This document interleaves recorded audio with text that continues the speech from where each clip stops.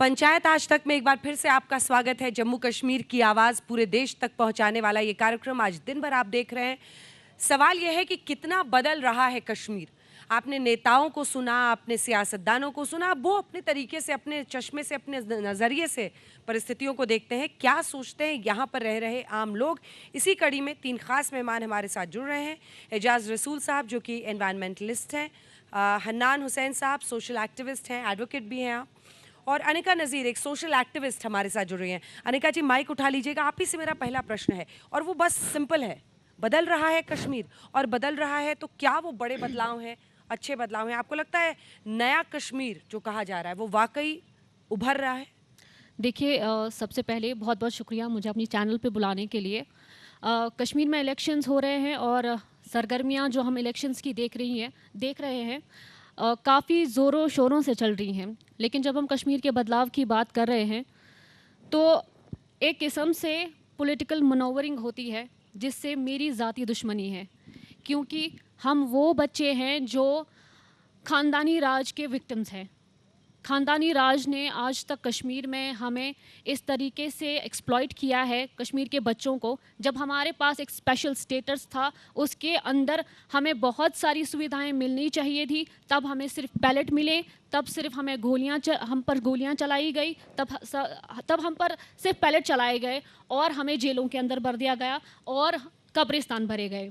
और जब special status हटा और हमें लगा कि कुछ शायद बदलाव आएगा, जैसा कि आया भी, डेवलपमेंटल प्रोजेक्ट्स यहाँ पे आए, या हमारा जो एकेडमिक सेशन होता है वो कंटिन्यूसली चलने लगा, हमारी एजुकेशन में बहाली आई, या जॉब्स को लेकर एक जॉब फेयर जैसा इनिशिएटिव लिया गया। बट एक हद तक जो हम कहते हैं ना कि हम बल्क में यूथ है, हम कॉन्फ्लिक्ट रिडन पीपल है। हमारे लिए अगर आपने आर्टिकल 370 को रिवोक किया बहाली लाने के लिए, हमने वो देखा, आपने एक चेंज यहाँ पे क्रिएट किया, वो स्टोन पेल्टिंग यहाँ पे ख़त्म की, सब कुछ ख़त्म हो गया। वो टेररिज्म जिसमें आप कटौती करना चाहते थे, उसको डिक्रीज़ करना चाहते थे, वो भी हमने देखा। लेकिन उसके बाद हमारा मुस्तकबिल क्या? हम किसी इंसान को जब ज़ख्म भी लगता है तो उसको भरने में वक्त लगता है, हमें उभरने में टाइम लगेगा। आपने हमें बहुत सारी सुविधाएं दी, developmental projects. Jammu and Kashmir को अब रेस्ट ऑफ द इंडिया से रेल कनेक्टिविटी मिलेगी, जो अलाइड सेक्टर्स के लिए एक बहुत बड़ी कामयाबी है। लेकिन हम नौजवान, बहुत लोग पॉलिटिशियंस आके कह रहे हैं कि अब हमें मसले कश्मीर हल करना है, हमें वो हल करना है। मुझे बताइए, मैं कश्मीर की नौजवान हूँ, मेरे लिए मसला कश्मीर है जब मेरा मसला हल होगा, जब कश्मीर के नौजवानों का मसला हल होगा। हमारे ऊपर एपटेक जैसी ब्लैक लिस्टेड कंपनियों को आपने थोप दिया है, हम कहाँ जाएंगे? जी, बदलाव आया है लेकिन बहुत सारी चीज़ों को रेक्टिफाई करना अभी भी बहुत ज़रूरी है। माइक उठा लें एजाज साहब। एजाज साहब माइक उठा लें। सर, किसने सोचा था सितंबर के महीने में ये हम दूसरे सप्ताह में हैं और 30 डिग्री यहाँ श्रीनगर का तापमान है, टेम्परेचर है। एक पर्यावरणविद के रूप में यहाँ का मौसम ही सिर्फ बदला है या वाकई कश्मीर बदल रहा है? देखें, एनवायरनमेंट जो है उसको तो पॉलिटिक्स से ऊपर लिया जाना चाहिए। एनवायरनमेंट का ताल्लुक जो है वो हर एक के साथ ज़ाती तौर पे, पर्सनली हर आदमी के साथ है, क्योंकि हर आदमी जो शख्स है वो एनवायरनमेंट का हिस्सा है। अब हम दुनिया में रहते हैं, ग्लोबल वार्मिंग हो रही है, क्लाइमेट चेंजेस हो रही हैं। हमारे हिमालयाज़, ग्रेटर हिमालयाज़, हिंदू कश का ले लीजिए या कोरेकरम का साइड ले लीजिए, वहाँ ये जो क्लाइमेटिक चेंज और ग्लोबल वार्मिंग के असरात हैं वो वहाँ आने शुरू हो गए हैं। और जाहिर है कि हमारी रियासत जो है, क्योंकि घिरी हुई है पहाड़ों में और हम बिल्कुल नज़दीक हैं इसके, तो हम पर भी इसके असरात जो हैं वो पड़ेंगे। और इसके असर पड़ने से हर एक ज़िंदगी के शोबे पर असर पड़ता है। अब आप ये बताएं कि इस दफ़ा जो गर्मी हुई, वो जो कुछ हुआ उसको आप छोड़िए, एक दिन की तो बात नहीं है। हमारे ग्लेशियर्स आप देखिए रिसीड हो रहे हैं, हमारी वाटर बॉडीज़ आप देखिए सिल्ट अप हो रही हैं, हमारे जंगलात को आप देखिए, वहाँ पेड़ पौधों की जो कमी हो रही है।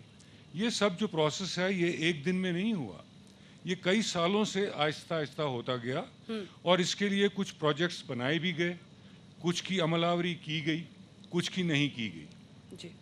अब अगर अमन रहे यहाँ और हर चीज़ यहाँ ठीक रहे तो इन चीज़ों पर ज़्यादा फोकस होता है।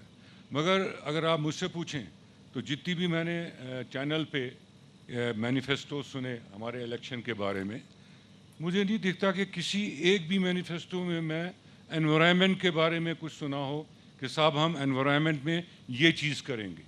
अगर हमने डल के लिए एक प्रोजेक्ट स्टार्ट कर दिया है, हालांकि वो भी एनजीटी के रडार पे है इस वक्त, वुलर के ऊपर प्रोजेक्ट चल रहा है, लेकिन हमारी आंचार लेक यहाँ है 127 स्क्वायर किलोमीटर से 7 किलोमीटर रह गई है 100 साल में, उसके बारे में किसी ने बात नहीं की।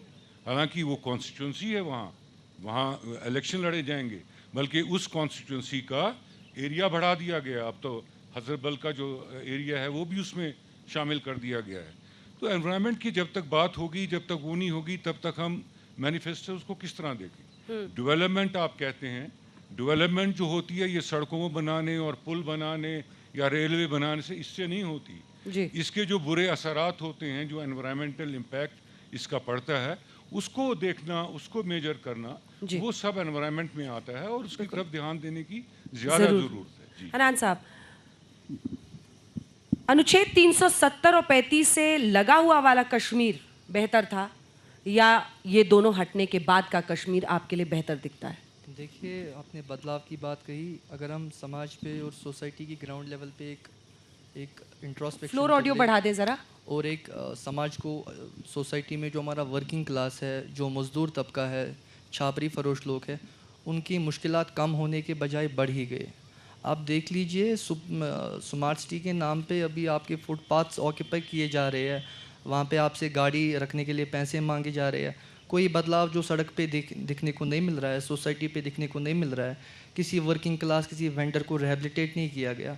ये सब एक वो झूठे वादे हैं, जो जुमले हैं वही जुमले जो 2014 में किए गए थे। इसके अलावा और कुछ नहीं है, खोखले वादे हैं। आपको आने का ऐसा लगता है क्या? क्योंकि मैं ये मानती हूँ कि अगर स्टूडेंट्स 30 दिन स्कूल जा रहे हैं, कॉलेज जा रहे हैं, वो बाकी इंडिया के बच्चों से compete कर पाएंगे। अगर पत्थरबाजी नहीं हो रही है सड़कों पर और हड़ताल नहीं हो रहे हैं, तो वो भी एक नॉर्मल लाइफ की तरफ एक बहुत बड़ा कदम होता है। देखिए, ऐसा है क्या? बदलाव की बात वो करेगा जिसने दोनों चीज़ों को देखा होगा। 2019 से पहले मैं I am somebody who is born and brought up in Kashmir. I have lived in this turmoil. मैंने ये सब कुछ चीज़ें देखी हैं। मैंने शेलिंग देखी है, मैंने सड़क पे पैलेट चलते हुए देखे हैं। तो वो बदलाव तो मुझे क्लियरली दिखाई देता है, और जिससे नहीं दिखाई देता है तो वो अपने चेहरे से चश्मा हटा दे और फिर देखें, अगर जिसे वो नहीं दिखता है। बाकी रही बात छोटे छोटे, आपको कहीं पे पार्किंग के फ़ी भरने पड़ते हैं 20 रुपये 30 रुपये। आप इतनी कंजूसी तो नहीं करेंगे, हर जगह टैक्स भरे जाते हैं। अब तो 20-30 रुपये के लिए आप नेशनल मीडिया पे रोना धोना करेंगे तो वो बात नहीं चलेगी।